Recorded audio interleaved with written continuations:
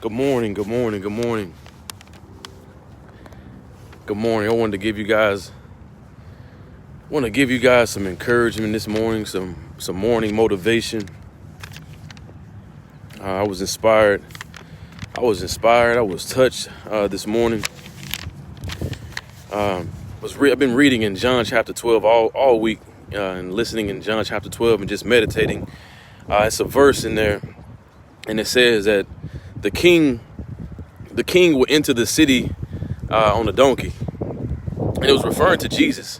It was saying, or the Messiah, Jesus.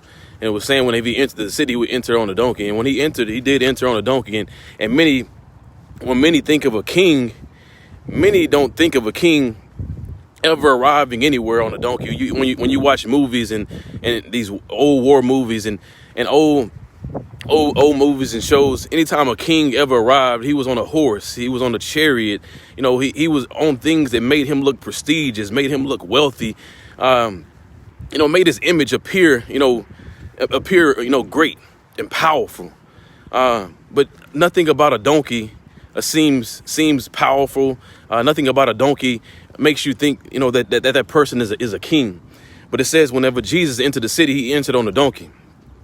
So as I begin to meditate on this and listen to this over the past week or so, it really touched my spirit, because it was God speaking to me to tell you guys, we have to remain humble. We have to stay humble. We cannot be defined by the vehicles that we drive. We cannot be defined by the clothes that we wear, the material things that we have. We cannot allow those things to define us as an individual. I was touched so greatly this morning. I went downtown this morning to drop off some things to the homeless. And as I dropped off the donations that I had bread and things that Panera had given me, and I had some clothes that individuals had given me to drop off. And it's really been heavy on my heart, because I can't connect with the people like I usually do. I can't go down there. We can't play the music. I can't give them the word. I can't go in the streets like we normally do. So it's really been hurting me. And really been affecting me, because I want to pour into the people. I don't want to just give them food. I want to fellowship with them and give them a word from God and encourage them. And as I began to leave, and I was headed to work, I saw a brother that I always see. I don't know his name, and he knows me by pastor, but he doesn't really know my name. But the reason I like to talk to him, because every time I see him, I can guarantee he always say, "Hey, pastor, let's pray." And he always wants to pray. He prays for me. I pray for him. We just pray. And as I saw him, I immediately turned around. I immediately turned around, and I stopped. And I said, "Hey," and he said, "Hey, pastor." And he came to my car, and we began to converse, and he began to pray. And I kid you not, we probably prayed about 20 times. And I went to give him my business card. And as I gave him my business card, he prayed for me one more time, and he reached for his pocket, and he asked me, did I need any money? I was like, "No, I'm good. I don't need anything." And he's like, "Well, I want you to do something for me." And what he did for me, it brought me to tears. I don't need any money. I don't want for anything right now. I have everything. My bills are paid. We have a little bit of money, and everything I need is taken care of.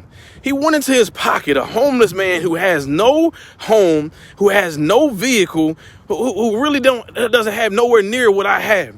And I'm in my Escalade. Keep in mind. And he says, "Marcus," he says, he didn't say Marcus. He says, "Pastor," he says, it humbled me in your chariot," referring to my Escalade, "that you turned around and you stopped just to fellowship with me, to ask me, do I need anything?"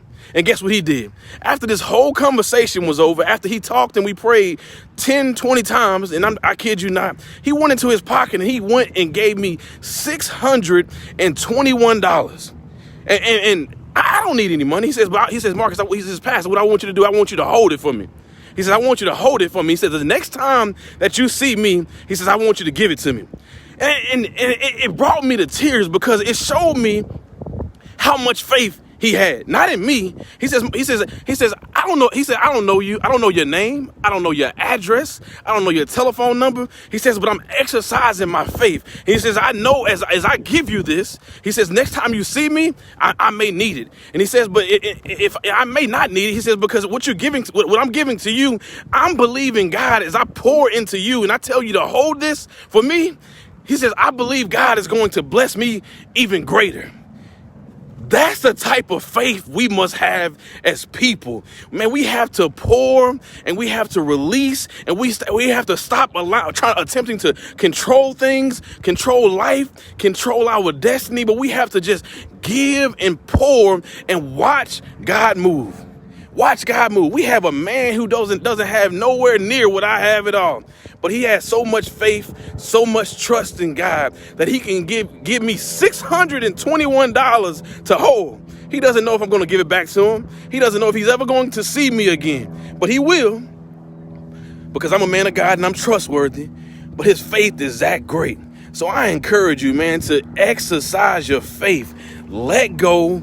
Stop trying to control things in your life. Stop trying to control situations. Stop trying to fix things and mend things on your own, but trust in God and lean not to your own understanding. He said one thing to me. He said favor is deceitful. Favor is deceitful. You know, you can attempt to try to live like somebody else and do like somebody else, but if God's hand is not over you, you ain't gonna get the blessings they're gonna get. You're not gonna get the favor they're gonna get. You're not gonna receive the things they're gonna get if God's favor is not truly over your life. So I'm encouraging you, man. See God. I love you guys. Have a blessed day. Remain humble. Don't let a material thing, don't let what you drive, don't let how much money you have define who you are. Remain humble as Jesus was. Says he went into a city on a donkey. Kings don't ride donkeys, but the king of this world did. So don't let material things define who you are, man. I love you guys. Have a blessed day. Be encouraged and allow your life to be a light unto this world. Man. You can encourage so many people. You can help so many people. Man, I love you guys. Just have a blessed day. If this message was any type of encouragement for you, share it, tag someone, just do something. Just do something. Share it, like it, tag it. And encourage somebody, man. None of us are perfect, but you know what? Iron sharpens iron. You know, and as we continue to pour into one another, if you have a word of encouragement, share it. I want to hear it because I need encouragement. Because I won't lie to you. When I went down to go donate those things this morning, my heart was real heavy. The enemy has really been battling me and dealing with me the last few weeks. And I needed that message. I needed that encouragement. I needed that act of faith this morning. So encourage one another. I love you guys and have a blessed day.